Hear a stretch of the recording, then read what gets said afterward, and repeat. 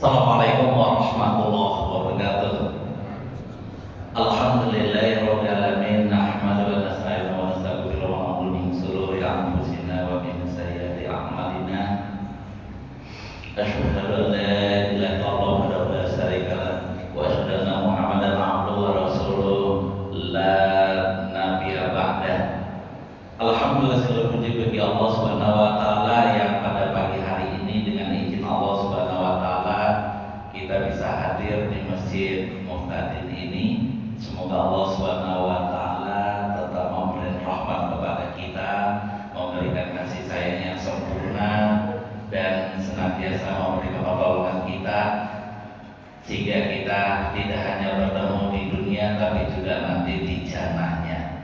Amin ya rabbal alamin. Salawat dan salam kepada junjungan kita Nabi Muhammad sallallahu alaihi wasallam, uswatul hasanah kita, idola kita hingga yaumiddin.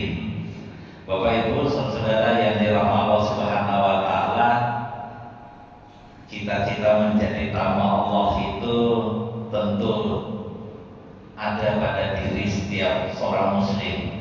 Kerinduan, keinginan untuk segera berangkat haji, minimal umroh itu pasti ada. Maka izinkan, insya Allah saya Buni Azhar akan berbagi ilmu kepada Bapak Ibu saudara semuanya sehingga insya Allah dapat pertolongan Allah segera berangkat haji dan umroh. Amin ya rabbal alamin. Ya. Untuk menyemangatkan pagi hari ini biar tidak ngantuk ya. Karena alhamdulillah saya itu sampai sini tadi pas azan pertama. Azan pertama tadi jam berapa tadi? Jam 3:04. Iya. Saya sudah sampai. Padahal saya dari Klaten tadi jam 2 kurang. Jadi hampir 40 menit. Biasanya saya ke Solo itu 1,5. Tapi tadi ya mungkin saking semangatnya. Padahal motornya motor Revo. Ya. Tadi Ustaz Muslim tak cari-cari motornya belum pernah dipajak, kok nggak ada. Kalau motor saya itu ya Qadarullah, platnya masih awet tahun 2015. Tapi jangan ditiru ya. Ini untuk orang-orang yang berani saja. Berani malu maksudnya. Baik, untuk menyemangati pagi hari ini, ya saya minta berdiri dulu, semuanya berdiri. Ya, enggak, saya juga berdiri. Ya, kita bertarbiyah biar kita dengan bertarbiyah, tarbiyah itu kan menjawab panggilan Allah Subhanahu wa taala untuk segera menjadi tamunya ya. Sehingga insya Allah kita segera bisa berangkat umroh minimal, umroh Ramadan. Karena kata Rasulullah itu umroh Ramadan itu sama dengan haji bersamaku. Jadi yang belum pernah haji minimal umroh Ramadan. Ikutin. Labbaik Allahumma labbaik, labbaik la syarika lak labbaik, innal hamda wa ni'mata laka wal mulk la syarika lak. Dihayatin. Labbaik Allahumma labbaik, labbaik la syarika lak labbaik, innal hamda wa ni'mata laka wal mulk la syarika lak. Cukup ya. Semoga ini jawaban kita kepada Allah, karena Allah telah memanggil kita. Setelah memanggil kita untuk segera menjadi tamunya, insya Allah dengan kita bertarbiyah ini Allah segera memanggil kita. Ya. Terima kasih. Silakan duduk kembali. Alhamdulillah, terus bernikmat. Ya. Saya bisa berangkat, mau berangkat ke umroh merdua. Kalau dari kata mertua berarti mertuanya berapa? ibu yang ramai. Ya. Jadi salah satu kiat biar kita disayang mertua itu ya kita berangkatkan umroh mereka. Kalau misalnya kita itu punya perusahaan, punya pendapatan yang besar, punya uang yang banyak, kalau kita itu berangkat haji dan umroh karena sudah berkecukupan, itu sesuatu hal yang lumrah, benar kan? Tapi kalau kita itu dengan keterbatasan yang ada, tapi bisa berulang berangkat haji dan umroh, itu menjadi luar biasa. Alhamdulillah sampai sekarang saya itu bukan orang yang bergaji. Saya tidak punya pendapatan tetap. Saya tidak punya biro umroh. Saya tidak punya biro haji dan umroh. Tidak punya. Tapi alhamdulillah dengan izin Allah, saya bisa haji 2 kali, bisa umroh 13 kali, bahkan insya Allah tanggal 12 Desember besok saya berangkat umroh yang ke-14 kalinya. Tahun 2015 saya berangkat bersama bapak mertua dari istri yang pertama. Kemudian Ramadan 2017, alhamdulillah saya bisa berangkat umroh bersama ibu mertua dari istri yang kedua. Alhamdulillah. Jadi mertua saya itu berangkat umrohnya nggak sama anak-anaknya, tapi alhamdulillah sama anak menantunya. Alhamdulillah. Karena waktu itu bapak yang dari yang pertama cuma tinggal bapak ya. Kemudian yang kedua juga tinggal ibu.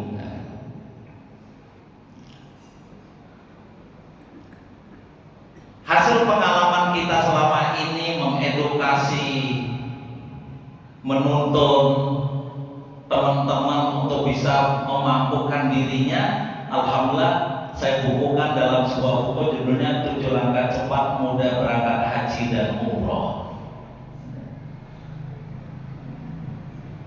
Tentu sangat menarik kalau pagi ini kita berbicara ini karena jarang ya di pengajian itu jarang berbicara tentang ini, biasanya kan masalah akidah, fikih ya.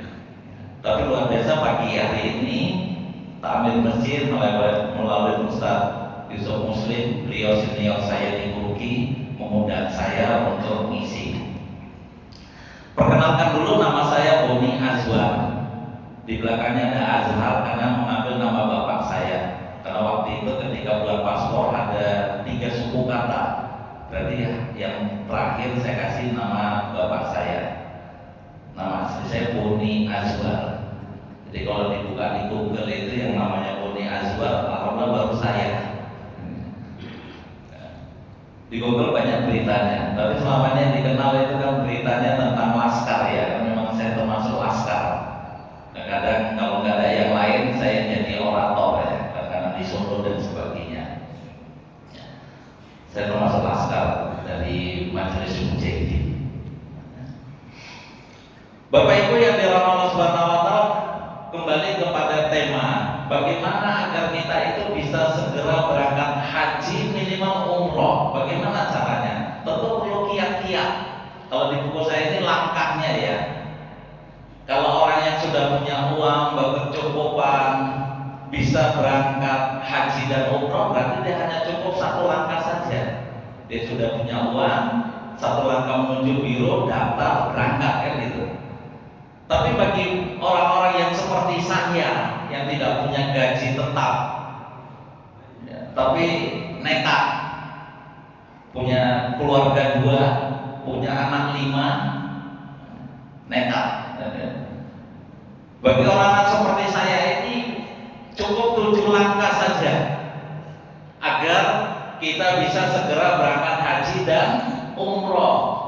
Apa saja langkah-langkahnya? Insya Allah kita akan kupas. Semoga nanti cukup ya, cukup pembahasannya. Tapi kalau tidak cukup ya nanti bisa beli bukunya gitu ya.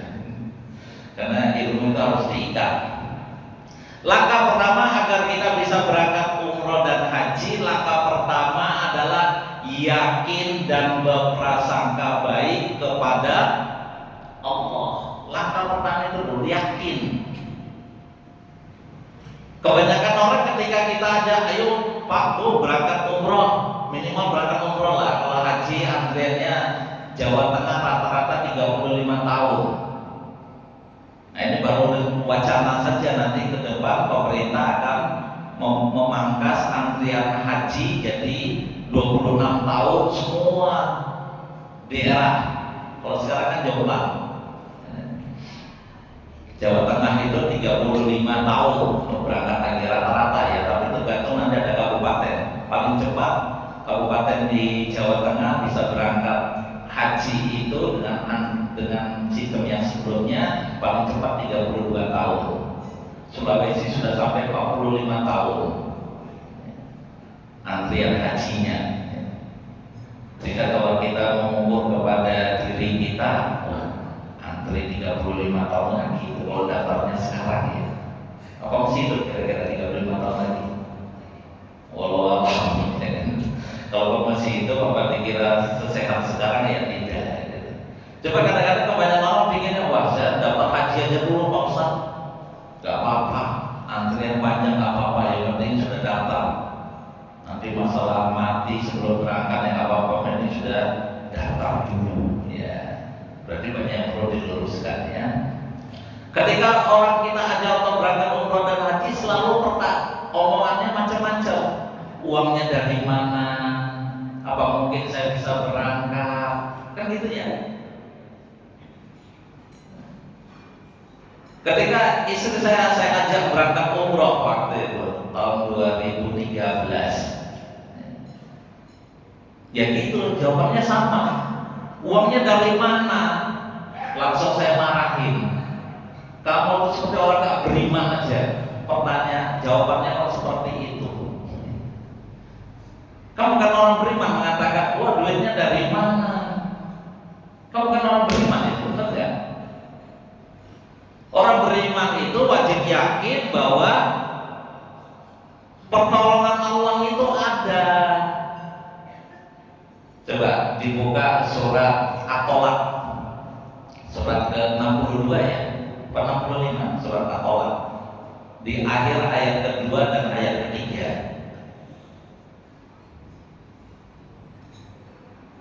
Kenapa ada satu surat yang bernama surat Tolak? Tolak itu artinya apa? Talak. Talak artinya apa?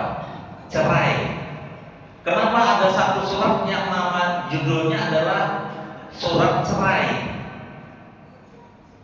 Karena salah satu problematika hidup orang mukmin atau ujian terberat bagi seorang muslim itu adalah sudah lama menikah tiba-tiba cerai, benar nggak? Faktor cerai yang paling tinggi kalau seperti karena saya tinggalnya di Klaten, faktor utama tingginya angka cerai itu gara-gara masalah ekonomi. Yang disalahkan ekonomi ya, ada yang kena bank pledge, kena utang riba dan sebagainya ya, kan berawal dari itu ya. Nah, maka Allah SWT memberikan salah satu surat namanya surat Tolak. Tapi solusinya ternyata sudah ada di penghujung ayat kedua dan di awal ayat yang ketiganya. Bunyinya apa? Wa may yattaqillaha yaj'alu wa may yattaqillaha yaj'alu makhraja wa yarzuqhu min haitsu la yahtasib. Kalau dalam terjemahan tafsirnya diartikan, siapa saja yang beriman dan bertauhid, pasti aku akan membuka, akan keluar dari jalan kesulitan hidupnya, memberikan solusi dari kesulitan hidupnya, dan akan memberikan rezeki yang dia tidak duga-duga. Selama ini kita kan menyangka bahwa rezeki kita itu dari apa yang kita kerjakan, benar nggak? Saya bekerja di sebuah perusahaan, berarti gaji saya kan dari situ. Salah besar. Allah nggak menyebutkan begitu, tapi Allah menyebutkan min haitsu la yahtasib. Allah akan memberikan rezeki dari arah yang dia tidak sangka-sangka. Bagaimana agar kita mendapatkan rezeki yang tidak disangka-sangka, kunci utamanya dalam surat Tolak ini apa? Wa may yattaqillaha, barang siapa yang benar-benar bertakwa dan bertauhid, maka semua problematika hidupnya akan diurai oleh Allah dan diberikan solusi. Dan umumnya permasalahan hidup kita itu adalah masalah ekonomi, maka Allah akan memberikan rezeki yang dia tidak sangka-sangka. Jadi tugas kita itu cuma beriman dan bertauhid saja cukup. Kerjakan yang wajib, sholat, puasa, bayar zakat, baca Quran, berbuat baik, cari rezeki halal thayyibah, berdoa kepada Allah dengan berpasrahan. Selanjutnya udah tawakal kepada Allah, sudah. Nanti Allah datangkan rezeki yang tidak duga-duga itu. Nah, ya. Yakin ketika Allah Subhanahu wa taala telah mewajibkan haji dan umrah dalam surat Al-Baqarah ayat 196. Surat yang kedua halaman 60, halaman sebelah kiri, baris ke-9 dari atas. Enggak pada cek, karena saya udah hafal. Wa atimul hajja wal umrata lillah. Wahai orang-orang beriman, sempurnakan ibadah haji dan umrah untuk menunjukkan ketakwaan kalian kepadaku. Kan kita sudah dapat ilmunya ini. Kalau mendapatkan ayat-ayat perintah, berarti hukumnya apa? Wajib. Kalau mendapat ayat wajib dikerjakan, tapi kalau mendapatkan ayat-ayat larangan berarti wajib ditinggalkan, kan gitu. Imam Syafi'i mengatakan dari ayat ini bahwa ternyata haji dan umroh itu hukumnya sama-sama wajib dikerjakan jikalau baru pertama kali. Haji dan umroh itu hukumnya wajib. Berarti kalau wajib berarti harus dikerjakan. Kalau nggak dikerjakan berarti hukumnya apa? Ada kewajiban tapi nggak kita kerjakan, hukumnya apa? Jadi dosa, ya kan? Tapi tenang saja, ketika Imam Syafi'i mengatakan tinggal mana kita yang tercapai, syukur kita bisa haji dulu. Tapi kalau tidak bisa kita kerjakan umroh dulu, tidak masalah. Loh, ada nggak contohnya dari Rasulullah? Ada. Dalam buku saya ini sudah kita contohkan hadisnya halaman 27. Kita bacakan artinya. Bahwa Rasulullah SAW melakukan umroh 4 kali, semuanya di bulan Dzulqa'dah, kecuali umroh yang mengiring haji beliau, yaitu umroh dari Hudaybiyah dan di tahun perjanjian Hudaybiyah di bulan Dzulqa'dah, umroh di tahun berikutnya bulan Dzulqa'dah, umroh di bulan Zirona, di mana beliau membagi ghanimah Hunain di bulan Dzulqa'dah, dan umroh ketika beliau haji. Hadis riwayat Bukhari dan Muslim. Jadi Rasulullah itu yang pertama kali lakukan beliau adalah umroh, yang kedua kalinya umroh, yang ketiga kalinya umroh, yang keempat kalinya umroh mengiring haji. Jadi hajinya haji apa? Tamattu.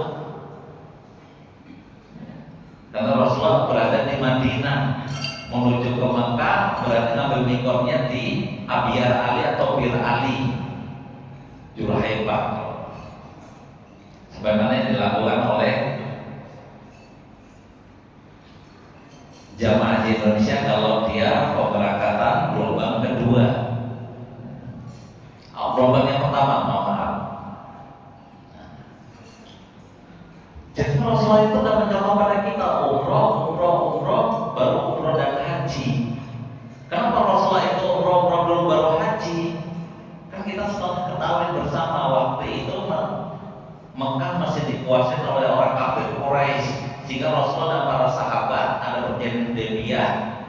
Ketika ke Mekah tidak bisa lama-lama, sehingga bisa lakukan adalah umroh. Ketika waktu Mekah Baru Rasulullah bisa haji, itu pun di tahun ke-10. Di tahun ke-10 baru Rasulullah bisa haji. Ternyata apa yang dilakukan Rasulullah itu menjadi pembelajaran bagi kita. Sekarang kalau kita mau haji reguler, akhirnya kan 35 tahun lagi, benar nggak? Maka yang bisa kita lakukan adalah umroh dulu. Tapi di sana itu berdoa kepada Allah agar kita bisa segera berangkat haji, tidak pakai lama. Karena dalam sebuah hadis Rasulullah mengatakan menjadi tamu Allah, doanya dikabulkan, dosanya diampuni. Dan saya sampai sekarang belum mendapatkan hadis yang lain yang mengatakan kalau mengerjakan ibadah ini, kalau dia berdoa dikabulkan, dosanya diampuni, kecuali ibadah haji dan umroh. Kalau nanti ada yang bisa mendatangkan dalilnya kepada saya ya. Yang sudah dijamin doa kita dikabulkan, dosa kita diampuni itu adalah ketika kita berangkat haji dan umroh. Kalau di sini kan ada waktu-waktu di mana doa kita mustajab, benar nggak?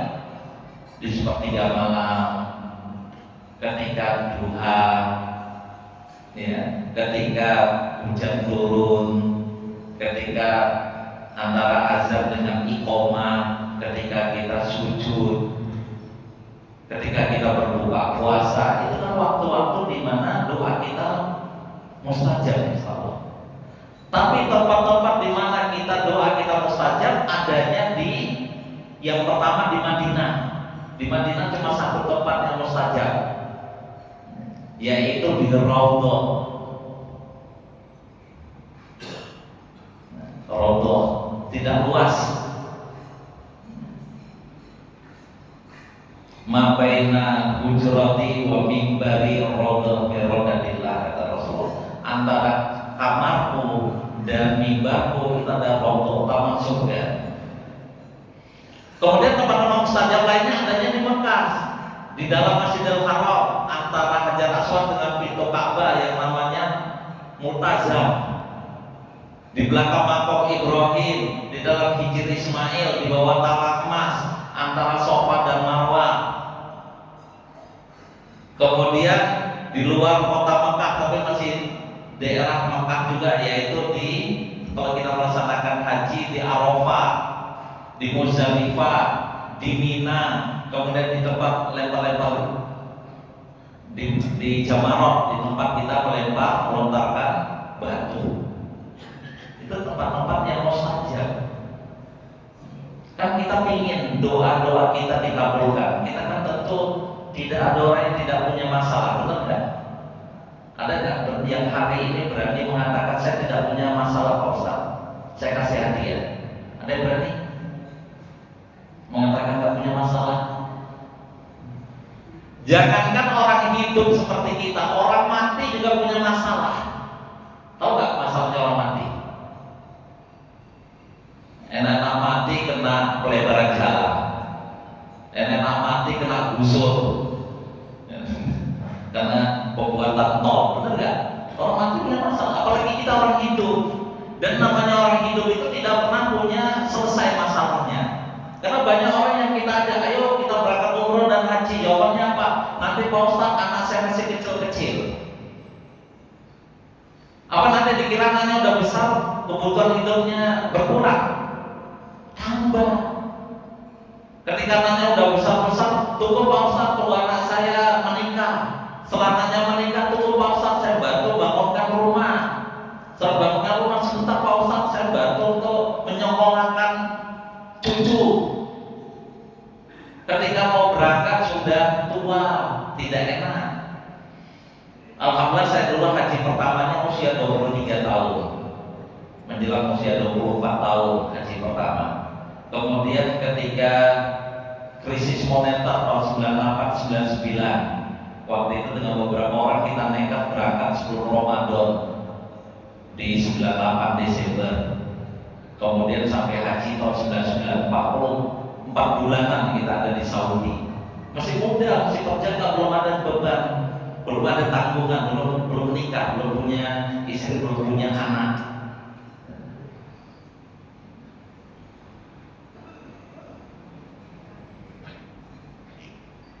Saya belajar dari ibu saya. Ibu saya itu lulus kelas 5 SD. Tapi pikirannya sederhana. Mumpung masih sehat, mumpung ada rezeki, berangkat haji. Sehingga alhamdulillah ibu saya haji regulernya 4 kali berangkat. Bapak saya haji regulernya 3 kali berangkat. Ketika kita pertama kali ditinggal haji oleh ibu itu, kita masih kecil-kecil. Kita kadang-kadang untuk urusan dunia kan bahasanya mumpung. Wah, ini mumpung bulan Desember, mumpung liburan, bener nggak? Mumpung anak-anak di rumah, mumpung ada rezeki, mumpung ada mobil, yuk kita jalan-jalan. Kan begitu kan? Coba kita pakai bahasa mumpungnya itu, mumpung masih sehat, mumpung Allah berikan rezeki, yuk kita ke tanah suci. Uangnya dari mana? Kan selalu pertanyaannya begitu. Ya dari Allah gitu. Orang beriman tuh santai saja, tenang. Kita tidak punya ATM, kita tidak punya deposito, ya sudah biasa saja. Kalau butuh minta sama Allah, tarik rezekinya. Lewat apa? Sholat tahajud, duha, berbuat baik, ya. Berdoa kepada Allah. Ya Allah ya Rabb kami yakin bahwa dalam Maha Pengasih Maha Penyayang ya Allah, Engkau Maha Kaya ya Allah. Ya Allah, kami ingin segera berangkat umroh ya Allah di bulan Ramadan Februari 2026 ya Allah. Ya Allah cukupkanlah rezeki kami, berikanlah kami rezeki halal thayyibah, berikanlah kami rezeki yang tidak disangka-sangka. Begitu doanya dan terus-menerus dilakukan. Tapi penuh yakin dan harap. Sebagaimana kita mau punya utang, kita mau cari utangan, saya datang kepada Ustaz Muslim, tolong saya pinjam uang 1 juta saja. Saya tahu bayaran SPP anak, yakin nanti bulan depan saya kembalikan. Kita kepada manusia kan begitu.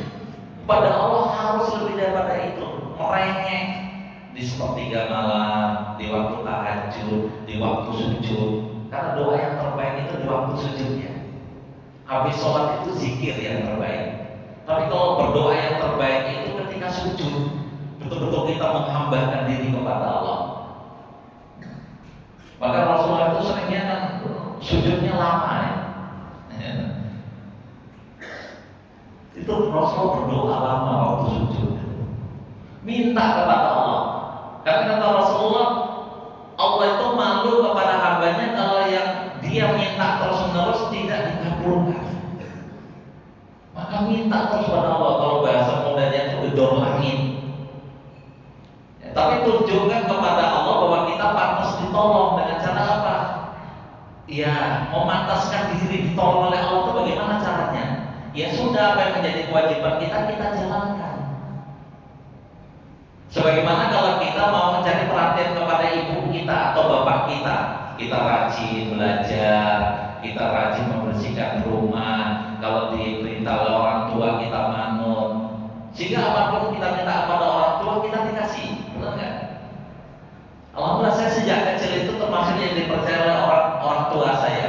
Sehingga kalau saya minta uang suruh ambil itu di lemari di bawah lipatan baju. Itu saking percayanya. Alhamdulillah sampai sekarang saya juga dipercaya.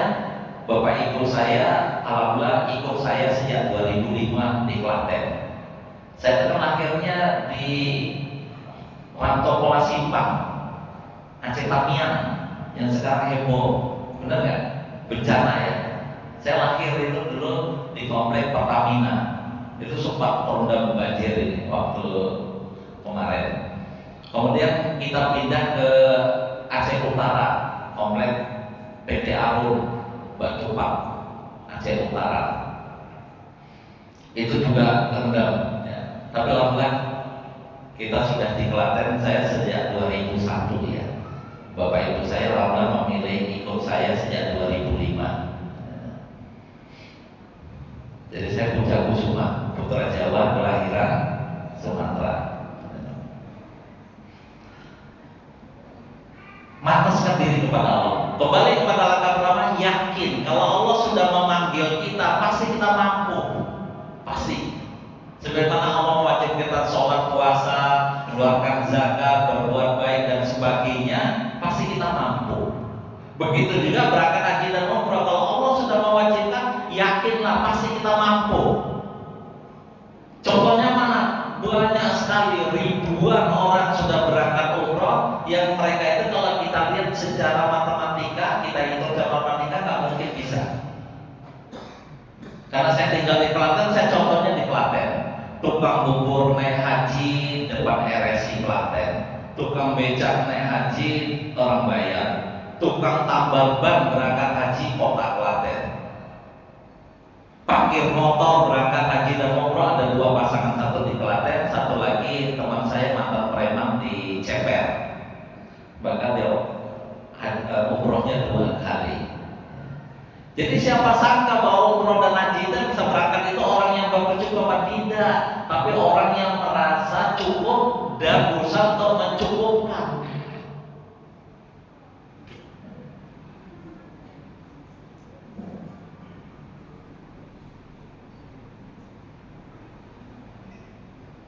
Jadi kita itu pasti bisa, pasti. Bahasa saya pasti. Kenapa? Karena ketika Allah sudah mewajibkan, berarti kita pasti bisa jalannya menuju ke sana, pasti bisa. Kalau pengangguran berangkat haji dan umroh kan contohnya saya. Makanya kadang-kadang teman-teman itu bingung ini, Ustaz ini duitnya dari mana ini? Dapurnya 2, anaknya masih pada sekolah, kok tiap tahun berangkat gitu. Karena saya melakukan seperti ini, berusaha untuk ditolong oleh Allah dengan cara apa? Ya sudah, apa yang sudah kita lakukan ini dipertahankan. Baca Al-Quran minimal sehari 1 juz. Cukup bisa lebih dari itu. Saya juga baru berapa tahun belakangan ini aja baca Al-Quran sehari itu, kalau kegiatan padat itu ya 1 juz, 2 juz. Tapi kalau nggak begitu padat bisa 5 juz sehari ya.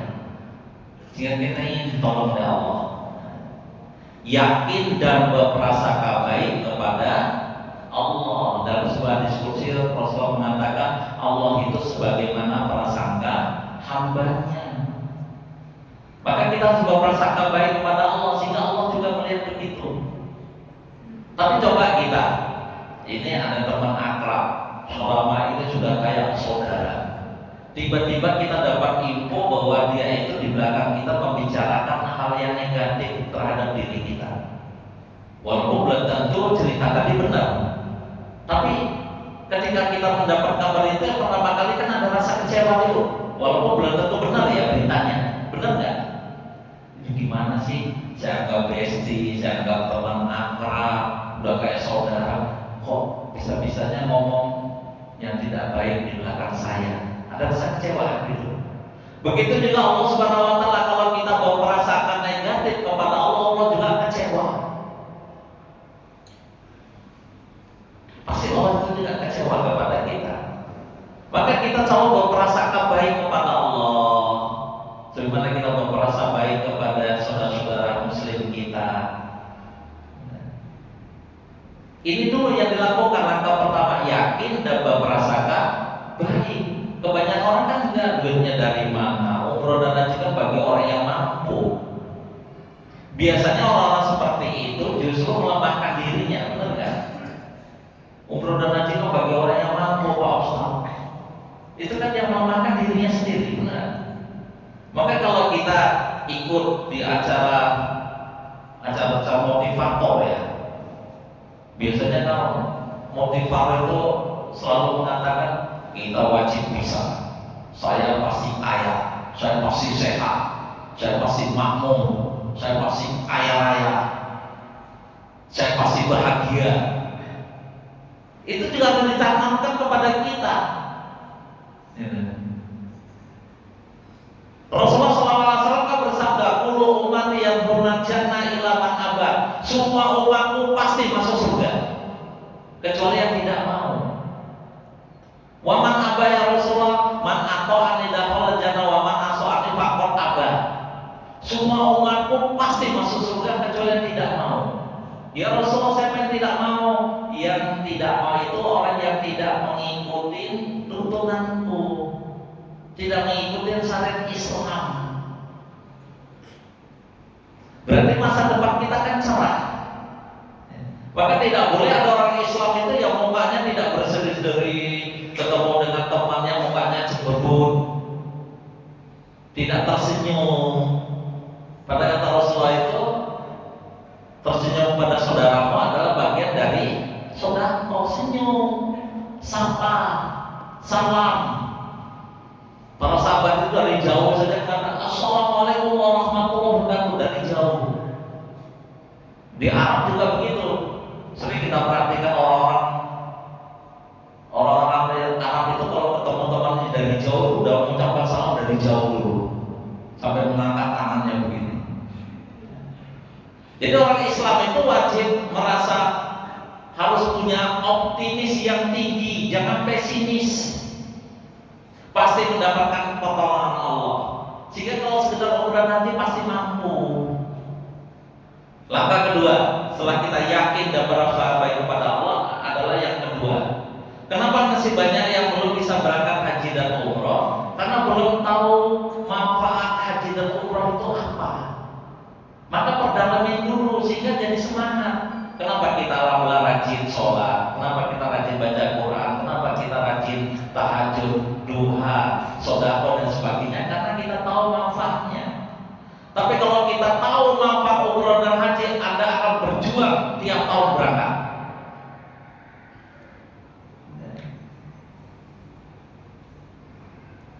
Salah satu hadis yang saya sampaikan tadi, menjadi tamu Allah, doanya dikabulkan, dosanya diampuni. Kan masih banyak hajat kita yang belum dikabulkan oleh Allah, benar nggak? Minta kepada Allah secara langsung, tidak hanya lewat ibadah-ibadah yang ada di sini, tapi kita berusaha untuk berangkat umroh dan haji. Kita ingin mengadu di depan Ka'bah. Alhamdulillah, tiap tawaf, ya, terutama di Multazam, saya berdoa, ya Allah, jadikan anak-anak saya penghafal Quran, ya Allah. Alhamdulillah, 4 anak saya penghafal Quran. Ya Allah, bisakah saya berangkat umroh sebulan sekali, ya Allah. Alhamdulillah, setahun sekali atau 2 kali.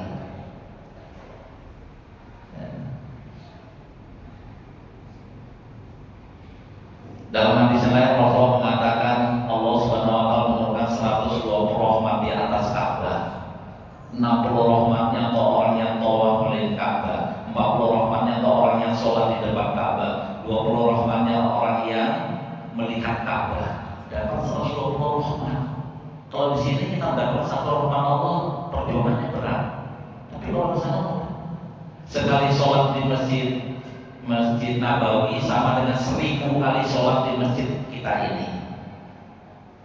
Sekali sholat di Masjidil Haram sama dengan 100.000 kali. Kalau dikomparasikan dengan pahala berlipat dan sholat berjamaah, sholat di Masjidil Haram itu sekali sholat di Masjidil Haram sama dengan 740 tahun hidup kita. Pada usia kita yang di sini paling tua berapa? 80 tahun. Sekali sholat di Masjidil Haram sama dengan 740 tahun. Setiap langkah waktu tawaf dan sa'i itu menggugurkan dosa. Setiap rambut yang ditahalul menggugurkan dosa. Kita tahu manfaatnya, kita perjuangkan. Biarin rumah kita ala kadarnya. Motor saya dari dulu ya Revo itu, yang belum pernah dipajak, tapi jangan ikut-ikutan ya. Bukan saya memahami pajak itu haram, benar. Tapi kalau dulu ketika mau waktunya pajak memang nggak punya duit, sehingga keterusan sampai sekarang. Tapi platnya jujur masih plat lama 2015. Yang di belakang sudah hilang platnya. Saya jujur, saya nggak mau malsuin kan. Ya pokoknya ada apa? Tilang-tilang lah. Paling-paling ini kalau hubungin Kapolresnya nanti dikeluarkan. Iya, nggak pernah dipajak. Apa adanya, nggak apa-apa. Nah, yang ketiga adalah yang ini harus Anda lakukan. Yang ketiga, actionnya. Karena niat itu harus dilakukan dengan langkah. Langkah yang ketiga adalah tidak lain dan tidak bukan adalah Anda segera siapkan celengan. Siapkan celengan. Kalau perlu beli itu di TikTok atau di Facebook celengan Ka'bah, banyak yang dijual ya. Kalau di toko-toko mungkin sekitar mungkin ada jual. Beli itu celengan Ka'bah. Setiap hari masukkan uang, ya Allah, Bismillah untuk umroh, ya Allah, Bismillah untuk umroh. Kemudian celengan tadi itu Anda bawa waktu sholat tahajud dan sholat duha ketika Anda lakukan di rumah. Jangan sholat tahajudnya di masjid, celengannya dibawa. Bingung yang lain nanti, ini tuh apa? Gitu. Tapi ketika kita sholat tahajud atau sholat duhanya di rumah, itu dibawa celengan. Maksudnya dibawa itu apa? Biar kita tidak lupa bahwa ada doa khusus ini untuk celengan kita. Doanya begini, ya Allah ya Rabb kami yakin Engkau adalah Maha Pengasih Maha Penyayang ya Allah. Engkau adalah Maha Kaya ya Allah. Ya Allah, cukupkanlah celengan umroh kami ini dengan jalan Engkau berikan, bukakan pintu rezeki halal thayyibah kepada kami ya Allah, dan rezeki yang tidak disangka-sangka ya Allah, sehingga kami bisa berangkat umroh Ramadan 2026 ya Allah. Terus lakukan begitu. Kemudian nanti celengannya kalau sudah kira-kira sebulan, itu celengannya uangnya dipindahkan ke rekening khusus, buka rekening bank syariah, bisa BSI, bisa muamalah, buka di situ. Rekening khusus untuk tabungan haji dan umroh. Jangan buat ATM. Uang tadi dipindahin. Berusaha tiap bulan itu tak 100, 200, 300 ribu kirim ke rekening kita masing-masing. Kemudian jangan digagas. Wah, celengan saya baru tiap bulan baru mampunya 100 ribu. Kapan 10 juta? Kapan 20 juta? Kapan 30 juta? Jangan digagas, itu bukan urusan kita. Biarlah Allah yang nanti menurunkan rezeki yang dia tidak sangka-sangka. Tugas kita ikhtiar, ingin tunjukkan kepada Allah, ya Allah, saya sudah berusaha menjadi tamu. Ini loh celengan saya ini baru sekian ya Allah. Kan rata-rata sudah pada berkeluarga di sini kan, rata-rata ya. Kan kita punya anak. Anak kita itu tiba-tiba datang, Pak, Bu, saya ingin beli sepeda motor. Pertanyaan orang tua pertama kali ketika disampaikan oleh anaknya begitu apa umumnya? Lah kamu sudah punya celengan berapa, Le? Belum kan? Kamu sudah punya celengan berapa? Baru punya 2 juta, Pak, Bu. Loh, dari mana celengannya selama ini? Ya dari izin, dari uang jajan dari bapak ibu. Kan begitu ya? Ketika orang tuanya tahu bahwa anaknya ingin punya sepeda motor dan tabungannya baru 2 juta, orang tuanya dalam hati kan apa? Wah, ini perlu dibantu anak saya ini. Kan begitu ya? Begitu juga Allah Subhanahu wa Ta'ala, walaupun kita tidak menyamakan Allah dengan manusia ya, Allah juga melihat keseriusan kita. Oh, ini benar ini namanya Boni Azwar ini ingin berangkat umroh ini. Buktinya udah punya celengan. Benar kan? Kemudian kalau uangnya sudah mencapai tertentu, uangnya diambil, datang ke biro DP umroh. Karena yang berangkatkan kita itu kan wasilahnya lewat biro.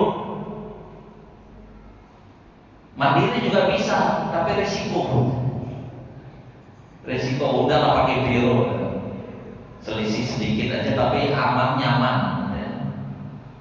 Datang ke biro. Ibaratnya kita datang ke biro itu kita ini suatu ketika kita sakit, kita kan harus datang ke rumah sakit misalnya. Ketika sampai ke rumah sakit, apa yang kita lakukan? Daftar dulu kan? Apa kita datang ke rumah sakit langsung duduk? Jangankan zaman harian, tahunan, puluhan tahun gak dipanggil-panggil. Loh, kenapa saya gak dipanggil? Loh, Bapak udah daftar belum? Belum. Begitu juga agar kita dipanggil oleh Allah, langkah kita di samping kita punya celengan adalah daftar di biro sebagai DP, bukti bahwa kita serius betul-betul mau jadi tamu Allah. Nanti kan biro mengeluarkan rekom ini, rekomendasi untuk buat paspor, kemudian buat paspor. Sudah punya celengan, sudah punya tabungan, sudah daftar umroh, sudah punya paspor, tambah semangat ibadahnya, tambah kenceng doanya kepada Allah. Yakinlah pertolongan Allah nanti sudah dekat kalau kita sudah melakukan seperti ini. Dan ini sudah dibuktikan oleh istri saya sendiri. Besok mau berangkat umroh, malam ini ada rezeki berangkat, langsung bisa berangkat. Kenapa? Sudah siap paspornya. Paspor itu siap-siap mendapatkan rezeki yang tidak disangka-sangka, Bapak Ibu. Kan pertolongan Allah itu macam-macam. Pertolongan Allah itu macam-macam. Lewat apa saja dan kapan saja. Agar rezeki kita cepat untuk bisa berangkat umroh dan haji, segera lakukan buat paspor. Itu dilakukan oleh istri saya. Waktu itu rezekinya begini. Kita sudah manasik nih 45 jamaah. Biasanya ini si manasik saya biasanya. Udah 45 jamaah. Qadarullah beberapa hari sebelum hari hanya itu ada yang terpaksa cancel karena sakit beliau. Tentu kan ini harus diisi. Kalau nggak diisi kan rugi ini. Sudah beli tiket pesawat, udah booking hotel dan sebagainya.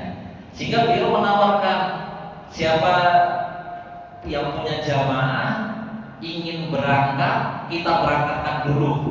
Tidak punya uang, uangnya bisa diangsur sepulang umroh, tidak pakai riba. Lunas maupun tidak, biayanya juga segitu. Tapi syaratnya harus sudah punya paspor. Kalau seperti itu tentu orang banyak yang ingin talangan ya.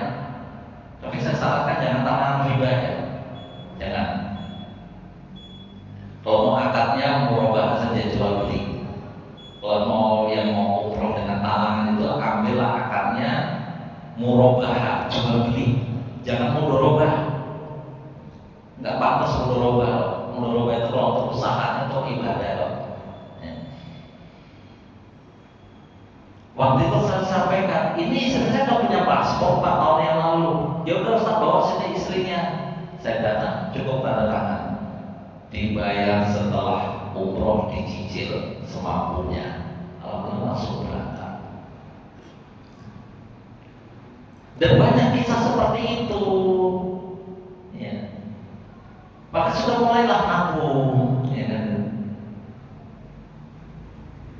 Tapi kalau duitnya sudah banyak di tabungan, kita sarankan dikonversi dengan emas atau dinar ya.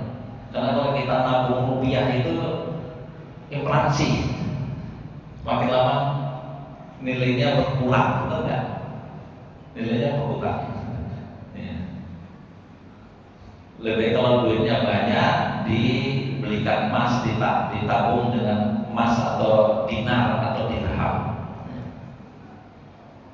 Sudah lakukan seperti tadi dan semakin kencangkan kepada Allah, insya Allah pertolongan Allah itu akan datang kepada kita.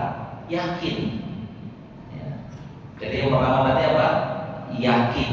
Ini harus dihilangkan dulu dari perasaan gak mungkin mampu, gak mungkin bisa. Karena syariat Islam itu datang kepada kita itu untuk memudahkan kita, bukan menyulitkan. Kenapa masih banyak orang yang bujangan, nggak segera menikah? Karena dia pikir nanti kalau keluarga bebannya banyak, bagaimana mendapatkan rezeki? Justru dengan menikah itu mendatangkan rezeki. Pengalaman kita ketika kita kuliah di Mesir waktu itu krisis moneter. Yang terjadi apa? Antar mahasiswa itu menikah. antara mahasiswa itu menikah. Ya tentu mahasiswa dengan mahasiswi maksudnya gitu ya. Monitor itu ketika krisis moneter itu, mahasiswa sana banyak yang menikah. Mereka yakin dengan hadis Rasul, toh wahid ni isnain, makanan satu untuk 2 orang. Sebenarnya kan logikanya begitu. Saya punya rezeki, istri saya pasti punya rezeki. Ketika saya menikahin dia, berarti rezeki saya kan ada 2. Benar nggak? Jadi syariat Islam itu memudahkan kita, jangan menyulitkan. Termasuk tadi kalau bicara masalah poligami kok alergi. Itu syariat, dan syariat itu tidak mungkin mencelakakan kita, tidak mungkin. Ya. Tinggal kita menjalankan syariat dengan sebaik-baiknya gitu.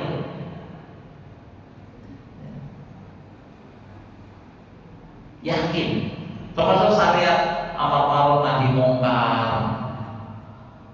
Banyak orang pikirnya amar ma'ruf nahi mungkarnya nggak mau, benar nggak? Teman-teman di kelas sekarang tahu itu sejarahnya kalau bukan di Google itu ya.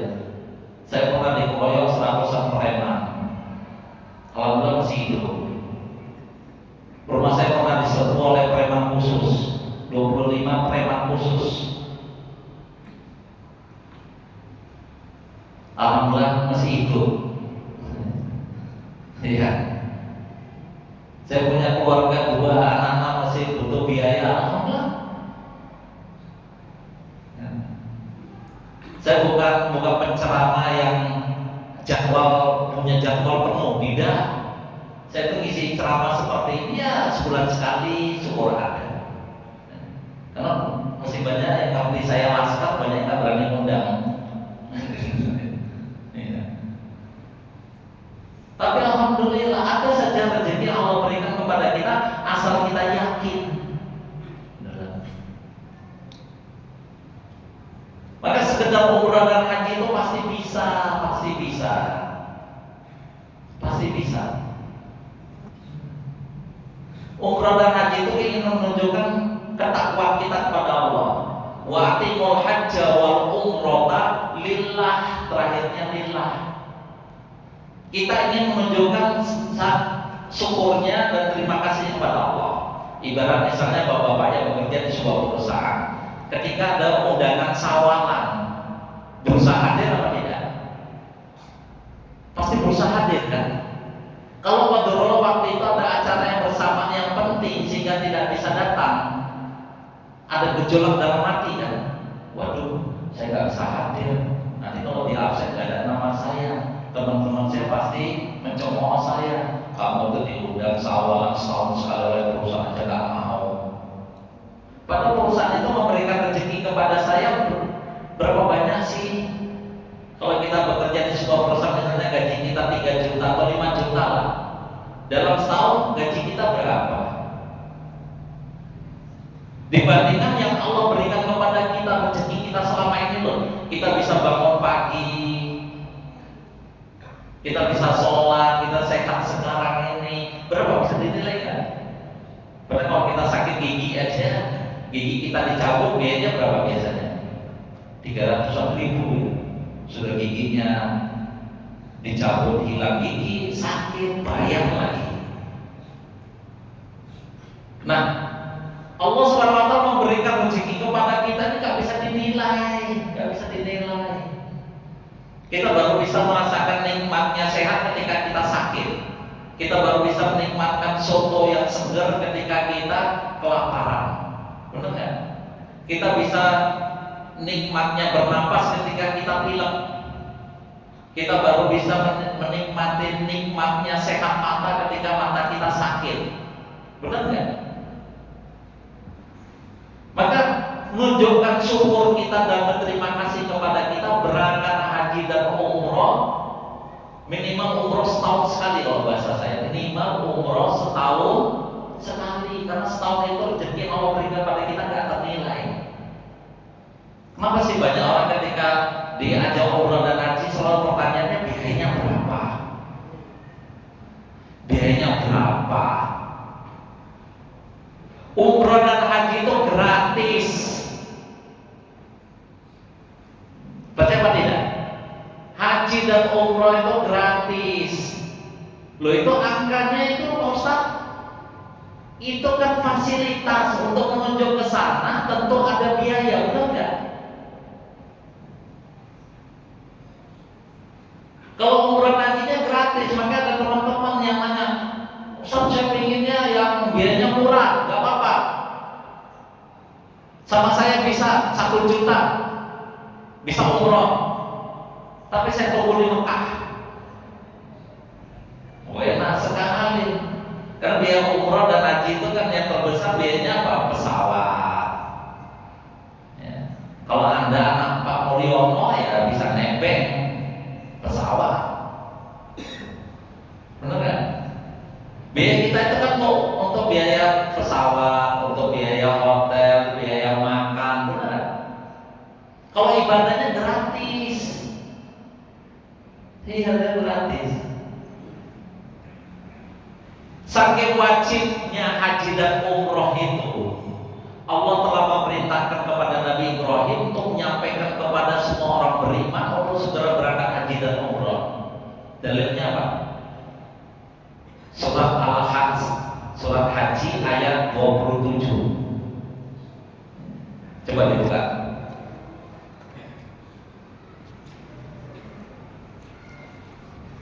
Surat Haji ayat ke-27 atau surat Al-Hajj. Wa'azin fin nasi bil haji ya'tuka rijalan wa ala kulli dhamirin ya'tina min kulli fajin amid. Dan berserukanlah kepada manusia untuk mengerjakan haji. Niscaya mereka akan datang kepadamu dengan berjalan kaki dan dari unta yang kurus yang datang dari segenap penjuru yang jauh. Saking wajibnya haji, kita harus datang walaupun harus berjalan kaki. Sekarang kan banyak yang berangkat umroh dan haji berjalan kaki, benar nggak? Tapi lebih cepat sampai daripada naik pesawat. Yang jalan kaki cepat sampai daripada naik pesawat. Percaya tidak? Nyambung nggak? Halo, belum serapan yang belum connect. Karena kalau berangkat haji harus 35 tahun lagi. Maka yang jalan kaki jauh lebih cepat sampainya, 7 bulan, 8 bulan, 1 tahun sampai. Ya, benar nggak? Dan mengendarai unta yang kurus. Di sini kita nggak punya unta. Kalau ada pun di kebun binatang, nggak mungkin kita pinjam. Bisa dikiaskan dengan sepeda ontel. Sekarang kan banyak orang naik sepeda ya. Ada yang naik sepeda motor, ada yang naik sepeda ontel. Sampai kok hati penuh keyakinan. Yang jalan kaki, naik sepeda, naik motor sampai dengan penuh keyakinan sampai. Ya, ini saking wajibnya haji kita harus sampai, harus jalan. Siapa yang siap jalan kaki ke sana ke Mekah? Ada yang siap? Atau naik sepeda motor, siapa yang siap?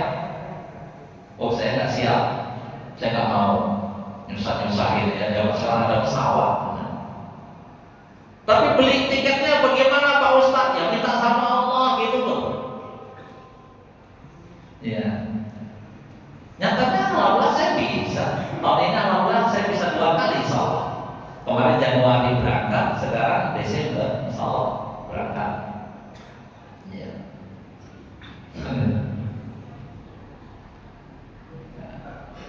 Nah, kita pasti bisa, ya. Wajib optimis. Yakin bisa ya semuanya ya? Yakin? Siapa yang mengatakan yakin? Tulis tangan. Saya. Yakin berangkat umrah dan haji. Tiap tahun sekali minimal. So, dikabulkan. Ini waktu-waktu mustajab ini ya. Ini waktu-waktu mustajab karena waktu suruh gitu ya. Doa kita dikabulkan ya. Yakin bisa. Dan contohnya banyak ya. Tukang sayur, tukang beca. Di Klaten itu ada sehari-hari ibu itu jual daun pisang. Berapa untuk daun pisang? bisa umroh. Simbahnya sampai sekarang masih sehat. Dari Jatinong itu bawa sepeda ontel, bawa brojol, bawa pisang, bawa pepaya, jualan di kota Klaten. Nanti pulang kalau masih ada, dia sodakokan ke panti asuhan. Bisa berangkat umroh sama saya 2018.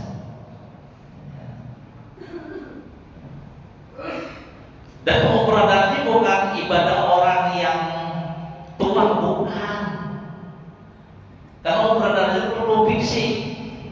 Walaupun yang tua belum berangkat, jangan pesimis, bisa berangkat. Minta kesehatan kepada Allah.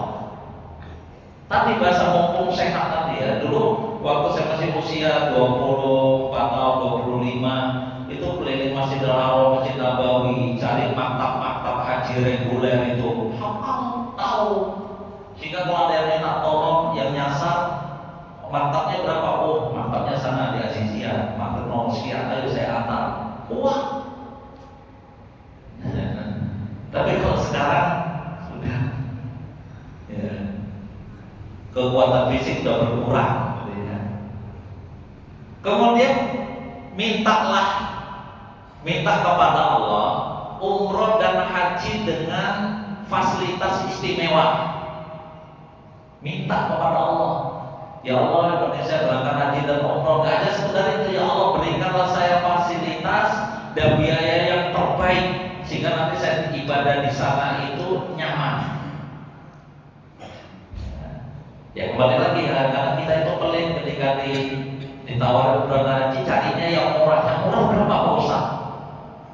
Untuk diri sendiri mau pelit. Padahal yang biaya kita keluarkan kan untuk fasilitas untuk kita kan ya, untuk beli tiket pesawat, untuk hotel, untuk catering, untuk semuanya, ya kan gitu ya. Kok pelit? Padahal belum tentu setahun sekali berangkat. Ya. Kok pelit untuk diri sendiri, untuk ibadah, uangnya dari Allah untuk ibadah, untuk kepentingan kita. Ya. Pelit, apalagi yang berangkat backpacker atau berangkat mandiri, itu pelit berdiri sendiri, nyusahin maksudnya. Cari tiket promo, pesawat Indigo, pesawat India, pesawat Pakistan, ecek-ecek pesawatnya. Sampai di sana, sampai di Mekah udah capek, pegel-pegel, ngeluh. Ya salahnya cari pesawat yang biasa-biasa, salahnya cari hotel yang jauh, yang istimewa itu. Minta Allah fasilitas sehingga kita biaya ukurannya jangan yang di bawah 30, di atas 30. Duitnya dari mana? Ya dari Allah lagi. Minta sama Allah, yakin. Ya, gitu. Kita ya siap ya sama ya. Siap ya. Siap ya. Nabung ya. Jamaah Masjid Muhtadin bisa dibuat kelompok tabungan. Ya tadi masing-masing menabung, masing-masing punya rekening sendiri. Nanti buku tabungannya dititip, misalnya kepada Ustaz Muslim. Ustaz, saya titip tabungannya, biar apa boleh nggak saya ambil? Ya gitu. Ya sudah, munajat terus kepada Allah, minta terus kepada Allah. Gitu ya, siap ya. Nah, nanti yang mau dapatkan bukunya murah, ini cuma biaya cetak saja. Karena yang mahal itu, ini saya susun puluhan tahun dari pengalaman saya selama ini ya. Nah, ini kalau ini belum kita jual bebas, jadi belum ada di toko-toko buku, belum ada. Ya. Karena kalau cuma sekedar di toko buku, nanti saya merasa sayang bukunya cuma dianggurin, karena orang banyak nggak ngerti. Ya. Bukunya harga resminya 100.000. Yang mau beli hari ini kita diskon 20%, jadi 80.000 ya. Kita hanya bawa berapa buku nanti bisa, atau yang belum punya uang nanti bisa kapan-kapan pesen ya, bisa ya. Yang mau konsultasi saya berkenan dengan ini bisa secara pribadi, bisa japri ya, bisa disimpan nomor saya 081 0821 37 7088 70 0821 37 7088 8870. Silakan Anda berkonsultasi, nanti saya bimbing Anda sehingga Anda bisa segera berangkat umroh. Ya. Minta Ramadan ya, doanya tadi minta Ramadan. Saya juga minta Ramadan lagi nih, karena saya baru 3 kali berangkat Ramadan dan ingin berangkat lagi. Nikmat, karena umroh Ramadan itu sama dengan haji bersama Rasulullah. Ya. Sekian, baik, terima kasih. Waktunya kurang berapa ini? Tapi kalau mau tanya jawab setelah ini saja ya, karena waktunya sudah habis. Silakan. Ya. Baik, sekian, terima kasih kepada takmir masjid, kepada Ustaz Muslim yang telah memberikan kesempatan kepada saya, dan mohon maaf kalau ada kata-kata yang kurang tepat, yang kurang enak didengar. Kepada Allah Subhanahu Wa Taala kita beristighfar, perbanyak istighfar ya, karena salah satu kiat agar doa-doa kita dikabulkan Allah adalah perbanyak istighfar. Astagfirullah wa atubu ilaih, astagfirullah wa atubu ilaih. Perbanyak istighfar di waktu pagi, di waktu malam, di waktu petang dan sebagainya. Di kesempatan banyak istighfar sehingga kita ditolong Allah, kemudian hajat-hajat kita dipenuhi Allah, dan permasalahan hidup kita diuraikan oleh Allah, diberikan solusinya. Siap, terima kasih. Mohon maaf atas segala kekurangan. Wabillahi taufiq wa hidayah. Assalamualaikum warahmatullahi wabarakatuh.